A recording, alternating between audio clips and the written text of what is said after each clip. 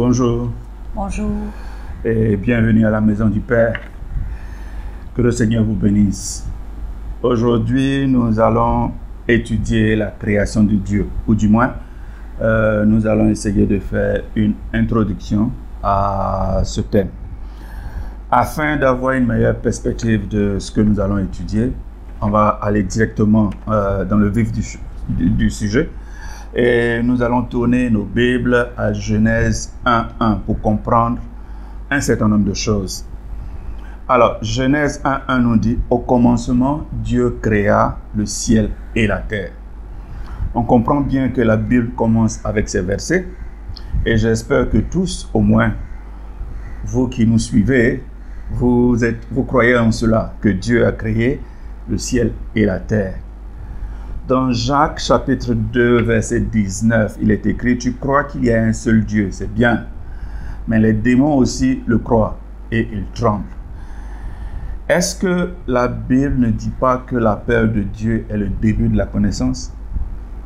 Alors, si tel est le cas, les démons obéissent à toute injonction faite au nom de Dieu et s'exécutent. Mais nous, je veux dire humains, non humains, est-ce que sérieusement nous obéissons à Dieu? S'il est vrai que Dieu est le créateur du ciel et de la terre, c'est qu'il nous a créés pour une raison. Et c'est ce que nous devons trouver et faire valoir. Amen. Donc la première chose que nous devons savoir, c'est la raison pour laquelle nous avons été créés. Doit être sous le couvert de la parole de Dieu. Lisons dans Hébreux chapitre 6, verset 18.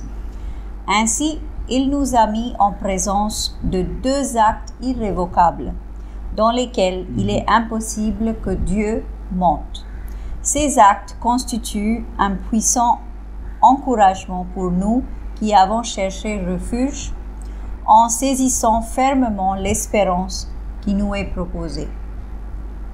Ces deux actes irrévocables, si nous lisons ce passage dans sa totalité, sont Dieu lui-même et sa parole.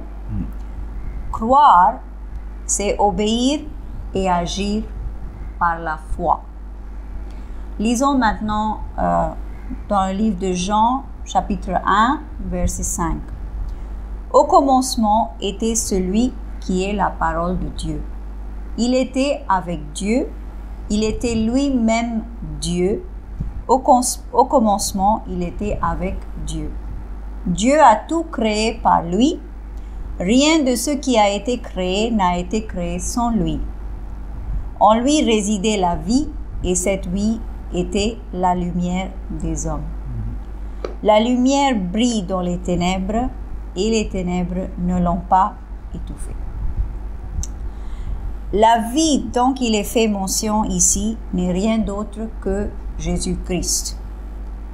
Car la lumière que nous connaissons aujourd'hui n'a été créée que dans Genèse 1.3, chapitre 1, verset 3. Pour être sauvés, il nous faut croire en Jésus-Christ, qui nous conduit au Père et qui est l'auteur de notre foi. Nous sommes tous à la recherche de plus de foi. Voyons comment le Seigneur répond à cela. Alors, voyons comment le Seigneur répond à cela. On va aller donc à Luc, le chapitre 17, et je vais lire les versets 5 à 10. Les apôtres dirent au Seigneur, « Augmente notre foi. » Si vous aviez la foi, leur répondit le Seigneur, même aussi petite qu'une graine de moutarde, vous pourriez commander à ce mûrier-là, arrache tes racines du sol et va te planter dans la mer, et il vous obéirait.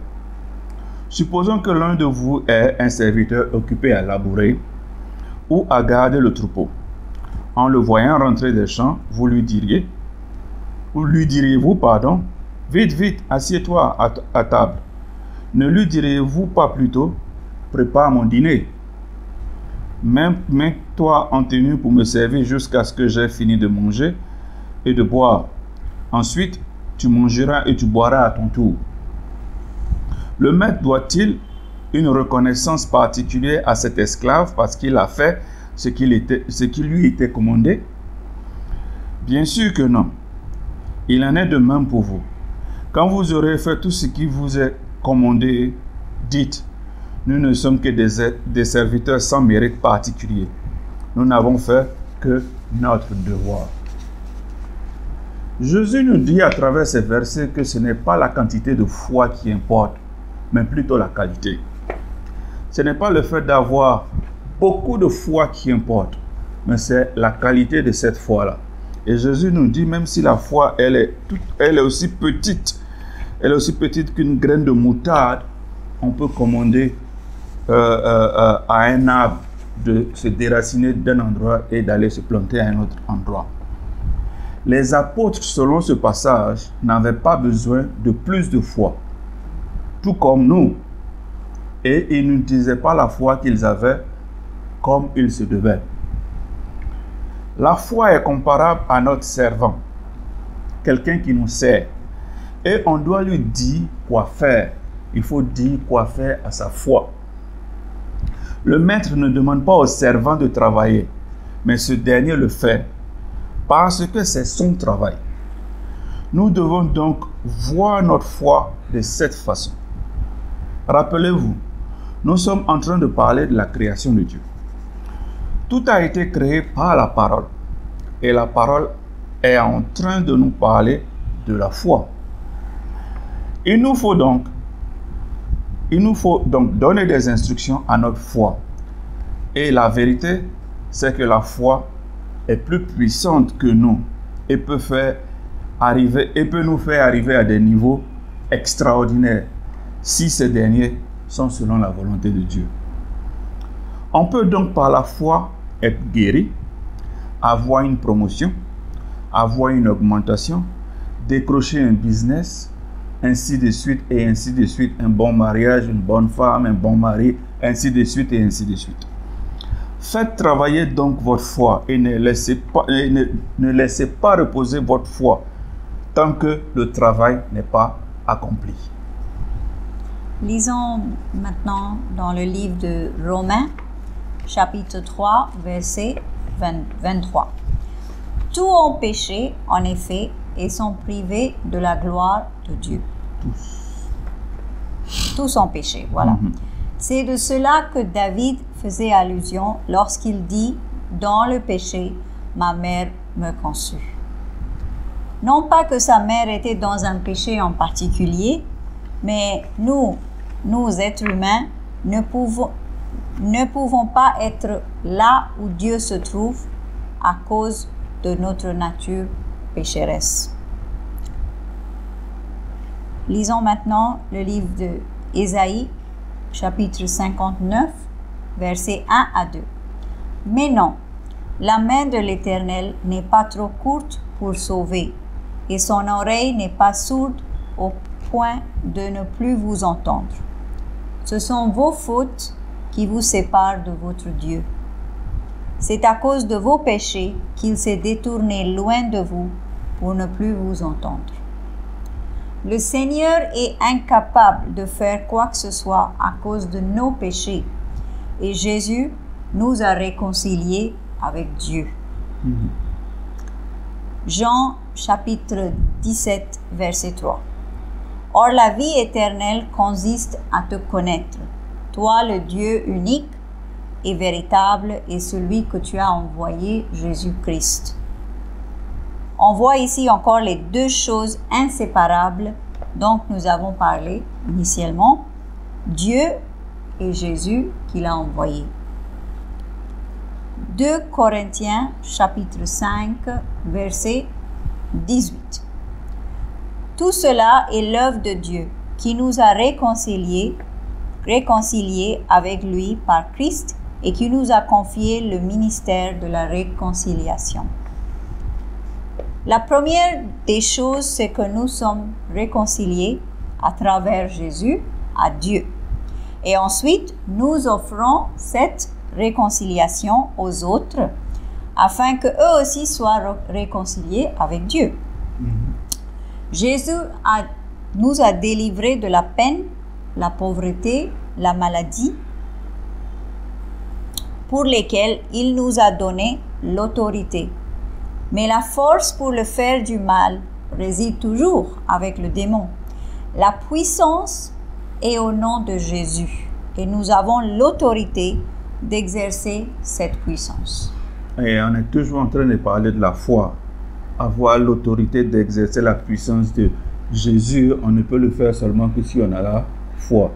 Si sérieusement on pense que on ne peut pas le faire, c'est pas la quantité de foi qui va changer ça. Alors, Proverbe 18, 21. La mort et la vie sont au pouvoir de la langue. Qui aime se répandre en paroles mangera les fruits qu'elles auront produits.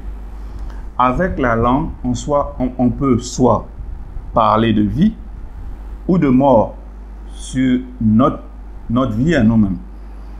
Cette puissance nous appartient. Nous avons les clés du royaume qui font part de l'autorité que Jésus nous a donnée. Et ceci est marqué dans Matthieu chapitre 16, 19. Je te donnerai les clés du royaume des cieux. Tout ce que tu interdiras sur la terre sera interdit aux yeux de Dieu. Et tout ce que tu autoriseras sur la terre sera autorisé aux yeux de Dieu. Donc nous avons les clés du royaume. Et donc par la foi, ce que nous interdisons ici sera interdit aux cieux. Luc chapitre 10, verset 19. Écoutez, je vous ai donné le pouvoir de marcher sur les serpents et les scorpions et d'écraser toutes les forces de l'ennemi sans que rien ne puisse vous faire du mal. Nous avons déjà cette autorité dont nous avons fait mention. Alors, parlons à présent de ce que nous pouvons appeler les clés de la connaissance. C'est quelque chose que Pasteur John avait enseigné il y a quelque temps, mais on va revenir là-dessus avec un peu plus de précision. Pour cela, on va aller à l'évangile de Luc, chapitre 11, verset 52. Malheur à vous, enseignants de la loi, vous vous êtes emparés de la clé de la connaissance. Non seulement vous n'entrez pas vous-même, mais vous empêchez d'entrer ceux qui voudraient le faire. Jésus s'adresse ici aux gens qui ont écrit la loi, c'est-à-dire la loi dans l'Ancien Testament. Et parce qu'ils n'entreront pas au ciel, ils savent bien que par rapport à la loi, ils ne sont pas qualifiés à rentrer au ciel, et ils empêchent les autres d'y entrer. On se doit d'avoir la connaissance de Dieu, qui n'est possible que si nous avons une relation avec lui. Et cette relation, nous en avons parlé depuis les 2 ou 3 dernières semaines, d'avoir une relation avec Dieu. Absolument. Donc, beaucoup de gens ont la connaissance intellectuelle de Dieu, mais sans avoir de relation avec lui. Ça veut dire qu'ils peuvent vous dire tout sur Dieu, mais n'ont aucun clou quand il est question de savoir le cœur ou la volonté de Dieu. Si Jésus ne connaissait pas la volonté et le cœur de Dieu, il n'aurait pas pu mettre de côté les tentations que le démon lui a servi sur un plateau. Le démon utilisa, si vous vous rappelez, la parole de Dieu. Donc c'est pour ça qu'il faut avoir une relation avec Dieu. Alors, pour résumer ce que nous avons étudié aujourd'hui, nous avons 2 choses inséparables, Dieu et sa parole. Aussi, la réconciliation que Jésus nous a donnée et celle qu'il veut que nous donnions aux autres afin que les autres aussi sont réconciliés avec Dieu. Et enfin, la réalité que nous avons, c'est la puissance et l'autorité. Et la puissance vient de la langue. Selon la Bible, la bouche ne dit ce qui est dans le cœur. Dans le contenu n'est que ce qui est dans l'intellectuel. Et c'est pour cette raison que la Bible nous recommande de renouveler notre intelligence. Lisons Romains chapitre 12, versets 1 à 2. Je vous recommande donc, frères et sœurs, à cause de cette immense bonté de Dieu, à lui offrir votre corps comme un sacrifice vivant, saint et qui plaise à Dieu. Ce sera là de votre part un culte raisonnable. Ne prenez pas comme modèle le monde actuel, mais soyez transformés par le renouvellement de votre intelligence pour pouvoir discerner la volonté de Dieu, ce qui est bon, ce qui lui plaît et ce qui est parfait. Donc, soyez transformés par le renouvellement de votre intelligence, veut dire que tout ce qui vous entoure pourrait vous sembler contraire à la volonté de Dieu, à la parole de Dieu. Mais parce que vous êtes transformés, vous proférez les paroles de vie et non de mort sur cette situation. Refuser de renouveler son intelligence dans la parole de Dieu nous amènera à nous conformer à ce monde et à sa détresse. Si nous lisons Néhémie chapitre 9, le verset 6, il est écrit « C'est toi, Éternel, toi qui es l'unique. Tu as fait le ciel, les cieux les plus élevés et tous les astres qui s'y trouvent. Tu as créé la terre et tout ce qui est dessus, les mers et tout ce qu'elles renferment. Tu donnes la vie à tous les êtres et l'armée céleste se prosterne devant toi. » Ceci fait part de notre étude sur la création. Psaume 139, 13 à 15. Tu m'as fait ce que je suis, et tu m'as tissé dans le ventre de ma mère. Je te loue d'avoir fait de moi une créature aussi merveilleuse. Tu fais des merveilles, et je le reconnais bien. Mon corps n'était pas caché à tes yeux.